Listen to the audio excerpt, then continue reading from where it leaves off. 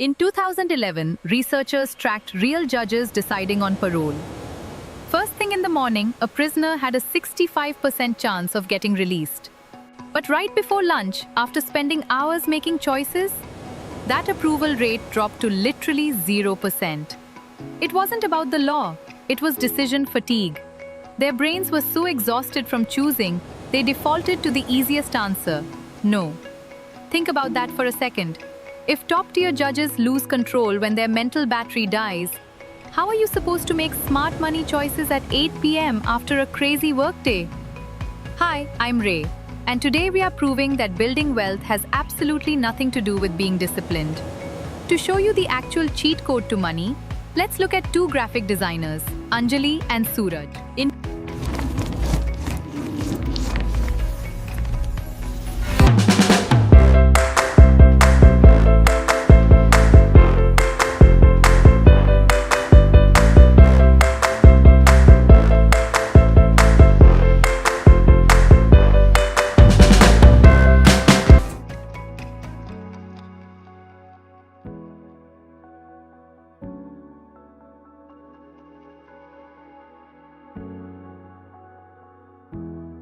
Let's just get right into it. You have two graphic designers, Anjali and Suraj.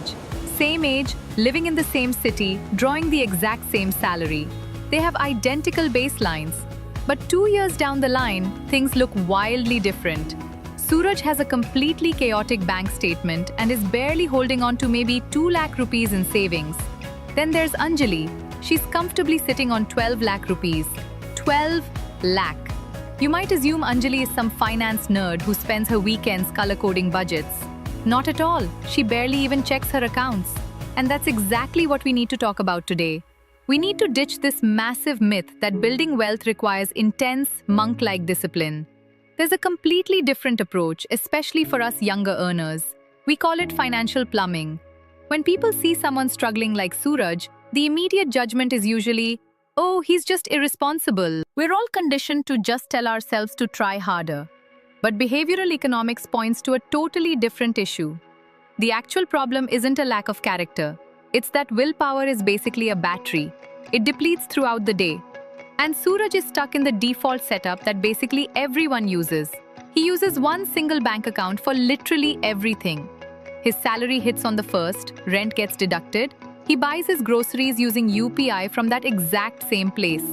It's one massive pool of cash, and his only game plan is to try really hard not to overspend. He figures he'll just invest whatever is left over at the end of the month, which almost never happens. Relying on a single account is a complete behavioral minefield. Every time Suraj opens his app to grab a coffee, his brain has to perform complex mental accounting. He sees 80,000 in there and has to actively remember, wait, 20,000 is for rent, 10,000 is for my insurance premium. But after a long workday, decision fatigue takes over. His brain simply stops calculating. That is exactly when the balance illusion hits. Since his mental energy is at zero, he sees that 80,000 and genuinely mistakes the whole thing for disposable income.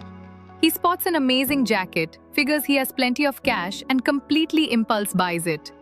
He tells himself he'll just save more next month. But next month never comes with extra willpower. Now contrast that with Anjali. She didn't rely on discipline. She spent a little time upfront to build actual financial plumbing. She doesn't have one massive bucket of money. She set up 3 dedicated accounts. First, a primary account strictly for her salary and fixed bills. Second, a freedom account meant entirely for her long-term investments. And third, a completely guilt-free fun account. The crucial detail here is automation. She doesn't have to lift a finger. On the 2nd of the month, 25% of her salary automatically routes straight to her freedom account. And another 10% automatically shifts into her fun account. So when Anjali checks her primary banking app later that week, she doesn't see the full 80,000. Those transfers have already cleared, so she only sees the 40,000 left over. Seeing that lower number naturally alters her behavior, creating a healthy artificial constraint. She feels a slight pinch, so she decides to just cook at home tonight instead of ordering out. She hasn't actually restricted herself. Her environment is simply guiding her daily choices.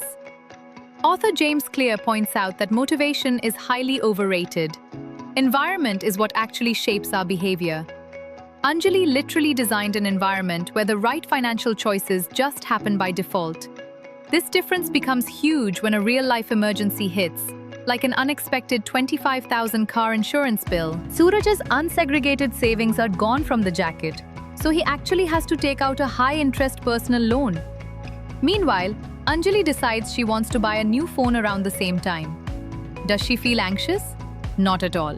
She just opens her dedicated fun account. She sees the cash that has been quietly trickling in there automatically and buys the phone completely guilt-free. That guilt-free aspect is vital. Financial author Ramit Sethi uses a great metaphor for Suraj's situation: the email inbox. If you dump promotional emails, urgent texts from your boss, and your Netflix bill into one messy pile, you'd miss deadlines instantly. Your bank account shouldn't be a stagnant pond where cash just sits.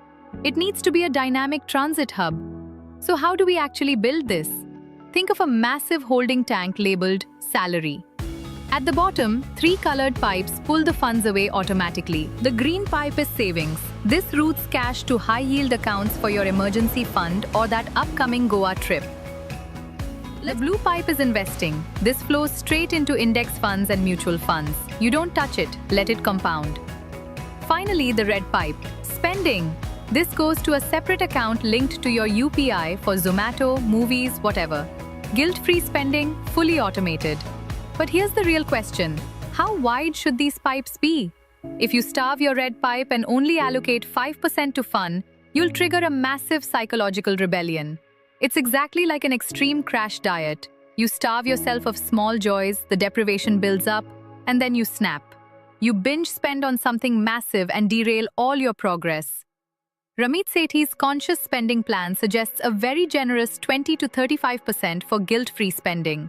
Sounds completely backwards, right? But honestly, if your setup isn't livable for decades, it's pointless. You have to remove the daily sting of feeling broke. Let yourself enjoy life while the system does the heavy lifting. Author David Bach takes this a step further. He says to route the equivalent of 1 hour of your daily income straight to your future self. If you work an 8-hour day, the first hour belongs entirely to you. The rest belongs to your landlord and the grocery store. 1 hour out of an 8-hour day is roughly 12.5%. For someone earning 60,000 rupees a month, that's 7,500 rupees. Honestly, depositing 7,500 a month doesn't sound like it's going to turn anyone into a millionaire. Our brains are notoriously bad at picturing crazy compound growth. We naturally just add things up. But if Anjali automates that 7,500 every single month into an index fund returning around 12%, over 30 years, that single hour of daily income balloons to over 2.6 crores, just from 1 hour a day. The magic isn't the total amount of money. It's the stubborn, steady rhythm of the machine. Now, the old excuse used to be that setting all this up was a total nightmare. You had to go to a physical bank branch, fill out paper mandate forms, wait 2 weeks, and pray your signature matched. That headache is completely gone. The biggest game changer for that blue investing pipe is UPI Auto Pay. You simply open your brokerage app, select the mutual fund, choose the UPI Auto Pay option, and authenticate with your PIN. The money is just pulled automatically every month. It takes maybe 60 seconds to build. But what about fixed costs? People are terrified to automate rent, fearing it might bounce if investments drain the account first. This comes down to timing the sequence of your pipes. You never set automated debits for the first of the month. You build in a buffer. Salary hits on the 1st, investment SIPs on the 5th, utility auto pays on the 7th. Give the water time to settle in the holding tank before the valves open. Now let's talk about the ultimate secret weapon hiding in plain sight in the Indian banking system. Most people leave it deactivated, but it completely levels up this entire setup: the Auto Sweep fixed deposit. Standard savings accounts in India offer a measly 3 to 4% interest, which inflation just eats alive. An Auto Sweep facility links your checking account directly to a fixed deposit. You set a threshold, let's say 50,000 rupees. Whenever your balance goes above that, the surplus is pushed into an FD, instantly. And instead of earning 3%, that surplus is suddenly earning up to 7%. No forms required. People always worry, what if I need the cash to scan a QR code? Won't my transaction fail? That is the brilliant part of the reverse sweep. If you pay a big 25,000 rupee bill and your checking is low, the system automatically pulls the exact amount back from your fixed deposit to ensure the UPI transaction clears without a single hitch. And many banks like IDFC First charge absolute zero premature withdrawal penalties for this. Your idle cash is constantly working for you, but the second you need it to clear a bill, it's instantly available. So be an architect, set up the pipes, use UPI autopay, and flip the switch on your Auto Sweep FD. One last thing. If you want to control the impulse to spend before it even reaches your beautifully automated plumbing, delete your saved credit card details from Swiggy and Amazon. Build a digital firewall. Trust me, it works. Okay, truth time. How messy is your current bank setup right now? Expose yourself in the comments. I promise it's a safe space. If this actually helped, drop a like, hit subscribe, and follow ZrrRing for more basic financial knowledge to keep you afloat. Now go set up your financial plumbing before you impulse buy something else. See ya!